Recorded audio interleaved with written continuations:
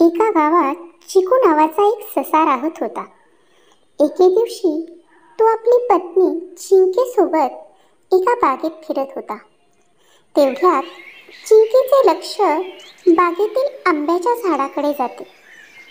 झाडाला लागलेले पिवळे धमक मोठे मोठे आंबे बघून चिंकेच्या तोंडाला पाणी सुटते.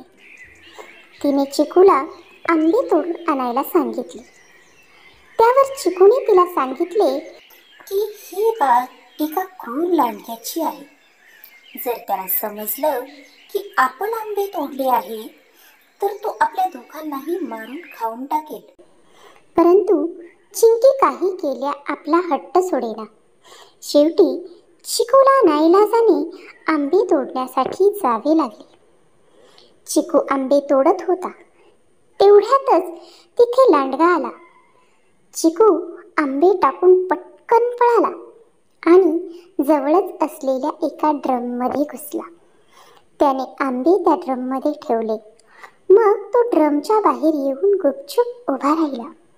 तेवढ्यात लांडगा त्याच्याजवळ पोहोचला आणि चिकूला विचारू लागला, तू एखादा ससा आंबे घेऊन इथून जाताना पाहिलंस का? चिकूच्या लगेच लक्षात आले की लांडग्याने त्याला ओळखले नाही.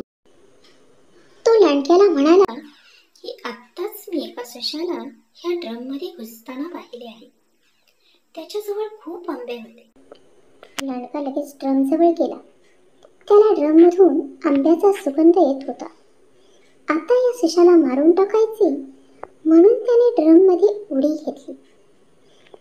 चपळ चिकूने पटकन त्या ड्रमचे झाकण लावून तो ड्रम बंद केला.